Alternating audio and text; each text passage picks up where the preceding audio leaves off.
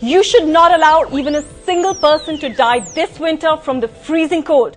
That was what the Supreme Court of India ordered last year in December after more than 50 people died from the bitter cold last year. An order that has clearly fallen on a deaf and apathetic state which continues to offer platitudes but no visible solutions. And that explains why more than 100 people have already died this year across northern India. And mind you, these are the deaths that have been reported, with yesterday being the coldest day in 44 years. This number is going to go higher. So on the social network today, we get perspectives of what it's like across the country. Our topic today is thousands of homeless left to die, national human rights bodies ignoring the poor. Now, before we introduce our panel, let's quickly listen in to this video blog, which has come all the way from London. I'm sure the government and the Met Department knows this is coming, but still they failed to warn or take any precautions to save the poor people. Is this because the poor people doesn't pay any tax and the government doesn't get any revenue at all from them? Shocking, completely shocking.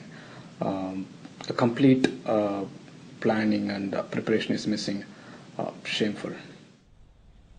All right, now to join us on the discussion today, we've got a whole host of people. Let me quickly take you through them. We've got Azad, who's a campaigner for rehabilitation of homeless people. He's been doing it for donkey's years and has huge amounts of knowledge. We've got Pascal, who runs an NGO for children, Tara. And we're also joined by Nilim Datta from Guwahati, who will talk about what the refugees over there who were displaced after the Kokrajhar incident are going through right now. We're also joined by Arundhati Duru, who is, again, an expert. She is an advisor to the Supreme Court Court Commissioner on homeless people. So we've got a really expert panel there. Azad ji, आपसे शुरू करना चाहेंगे. ज़्यादातर लोग ये समझते हैं कि होमलेस लोग जो हैं वो गरीब हैं और इसीलिए एक तरह से सरकार उनको छोड़ देती है कि जहां पर रहना है रहो, जहां पर कुछ जैसे खाना है खाओ, मगर बेसिकली सरकार की तरफ से आप छोड़ देते हैं उनको एक तरफ से. ये गलत बात है कि वो गरीब हैं, वो उनके हाथ हैं, वो काम करते हैं. 70 और 90% लोग वर्कर हैं, आइदर वो कंस्ट्रक्शन वर्कर हो, रिक्शा पुलर हो, या वो जो दुकानें हैं उन पर काम करते हैं. उनको मिनिमम वेज वहां से दुकानों से नहीं मिलता. चांदनी चौक की सभी दुकानों पे मिनिमम वेज नहीं मिलता. हमारा लेबर डिपार्टमेंट और जो वहां के अथॉरिटी हैं वो तो काम नहीं करती. टैक्सेस देते हैं, टैक्सेस देते हैं सभी लोग. गवर्नमेंट 3 तरीके के टैक्सेस लेती है, direct tax, indirect tax, sale tax. सभी लोग, इवन भिखारी और जो मरता है वो आदमी भी सरकार को टैक्स देता है. 33% टैक्स देते हैं लोग, और ये लोग भी टैक्स देते हैं. Arundhati, do you want to come in on that? You know, the homeless pay taxes. They are as entitled to having a roof over their heads as any one of us. Why then does the state completely ignore them? Absolutely. I think Azad bhai is absolutely right. I mean, the whole issue is, there is a complete denial from the government that the issue of homelessness exists in the first place. So naturally, there is a denial and there is a huge underestimation of the number of homeless people on the street. And the major problem is not that the homeless people have to survive on the street, it's because the government has failed to provide them adequate housing. And that's the reason people are there. I mean, there are people who are, most of the people in Lucknow and in any other cities in northern India are the people who are mostly laborers. I mean, many of them are seasonal migrants, many of them are permanent migrants, but they do not have adequate housing facilities in these cities or in the small towns. That's the reason they are being asked to, they are forced to live on the street. And that's how they have become homeless. But Arundhati, I just want to ask you, the Supreme Court came down very heavily. The order, there was no matter of confusion in that order at all. But yet, year after year, today we've already seen more than 100 people have died, and activists say that 4 people die every day because of the cold. Absolutely, because the reason is most of these shelters were built, like for Uttar Pradesh, like for example, 23 shelters were built in UP, in Lucknow, and there were 139 shelters were built in all over UP in 11 cities of Uttar Pradesh, and those are all metropolitan cities. But mind you, the people are not dying only in the metropolitan cities in the first place. Secondly, most of these shelters actually are in the they are not done built up after the correct mapping of the cities, and that's the reason many of these are absolutely located in the wrong places. Most of them are not operational and functional. That's one of the major problems. The homeless people, those doors are locked. I have visited shelters. I've been visiting it last night also. We were on the street. And out of the 23, we found only 4 operational. Others were almost, there were lights. All right, I'm just going to take that across to Nilim. Nilim, you were, of course, You've done lots of work in Assam, also in Guwahati. One of the things that Azadji mentioned was that these homeless people also include tribes and some such. What has been your experience? Please share with us. See, as far as Assam is concerned, there is definitely the number of urban homeless. I don't think that is one issue which has been addressed adequately, but I would rather focus on another thing that has been brought on by the Assam violence which erupted in end of July.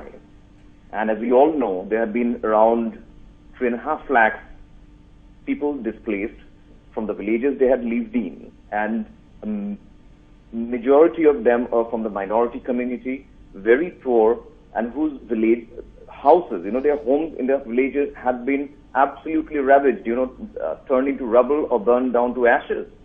And my 4 months had been rather harrowing, because National Human Rights Commission in its very first visit had already taken the state government to task over the inadequacy of relief and rehabilitation. And I must say that it's very unfortunate that this is still happening. I mean, people have gone back to their villages, but there had been little by way of enough material relief given by the government to be able to rebuild their homes. And many of these people had come without, barely with the clothes they had been wearing. And when they have been sent back, right? Neelam, I just want to talk about many of these people who are homeless. बहुत से लोग आजाद जी जो homeless हैं, ये कोकराझार के incident के बाद में वगैरह वगैरह, बहुत से लोग शहरों में आते हैं. मगर एक तरह से आपके पास आंकड़े हैं, आप बता रहे थे हमें कि आपके पास आंकड़े हैं कि बेसिकली ह्यूमन राइट्स बॉडीज जो है, national human rights bodies, they refuse to acknowledge the existence and presence of these people. मैं पहले उनकी बात को बता दूं. ज्यादातर लोग उन इलाकों से आते हैं जहां माइनिंग हो रही है, जहां रिलायंस को ठेका दिया है, वहां से लोगों को हटाया जा रहा है. वो लोग किसी न किसी तरीके से फिर अपनी रोजी रोटी, क्योंकि वहां उनका लैंड ले लिया गया है, उनको रोजगार नहीं दिया गया है, वो कहीं तो रोजगार के लिए आएंगे. आपने वो टोटल पैसा वहां से निकाल करके सिटीज में लगा रहे हैं. तो जब सिटी में आप, सरकार का सबसे ज्यादा पैसा सिटी में लग रहा है, तो वहीं लोग काम करने के लिए आएंगे. और सरकार ने यहाँ कोई उसके लिए इंफ्रास्ट्रक्चर नहीं डेवलप किया है. अगर प्रधानमंत्री इस देश में रहता है, यहाँ आ जाते हैं, उसका चपरासी को घर मिलता है, तो जो लोग यहाँ काम करने आ जाते हैं, वो कूड़ा उठाने आते हैं, वो रिक्शा चलाने आते हैं, वो दुकानों पे काम करते हैं, तो उनके लिए घर होना चाहिए. सरकार ने ऐसा अरेंजमेंट नहीं किया. 4 किलोमीटर के एरिया में IIT दिल्ली चलती है, उसका जो कैंपस है वो 500 मीटर में है. 3.5 किलोमीटर में तो लोग रहते हैं वहां. तो ऐसा इंफ्रास्ट्रक्चर IIT के लिए, कुछ लोगों के लिए बनाया. बट आपने जो RTIs फाइल करी थी आजाद जी, उसमें आपको क्या, देखिए, वुमेन कमीशन बोलता है और रिटर्न में बोल रहा है कि हमें जो बेघर महिलाएं हैं उनसे हमारा कोई कनेक्शन नहीं है. National women commission for women not concern with the homeless women. Arundhati, I just want to bring you back in. I mean, I find what Azadji is mentioning right now absolutely shocking. You can see this letter. Okay, we seem to have lost Arundhati's audio. Sir, बताइए. Women commission के यदुवेंद्र सिंह हैं, उन्होंने reply किया है 24 जून को. उन्होंने बताया कि national women commission for women not concern homeless matter. Right. और same national commission for protection of child right बोलता है. तो अब ये इंस्टीट्यूशन हमने इतने बड़े बनाए हैं, और ये रोज टीवी पे आकर के, दूसरी जगह आकर के चिल्ला करके बोल रहे हैं हम ये कर रहे हैं. जो 1.5% से ज्यादा होमलेस लोग, हमारा देश का प्लानिंग कमीशन बोल रहा है कि 1.5% और 1% लोग देश के होमलेस हैं. तो ये जो अथॉरिटी है, हमारे कमीशन है, ये क्या ये बोल रहे हैं कि हमसे कंसर्न नहीं है. तो किस लिए ये इंस्टीट्यूशन बनाए हैं गवर्नमेंट ने? इनका बनाने का कोई ऑब्जेक्टिव नहीं है. India's #1 news app just got even better.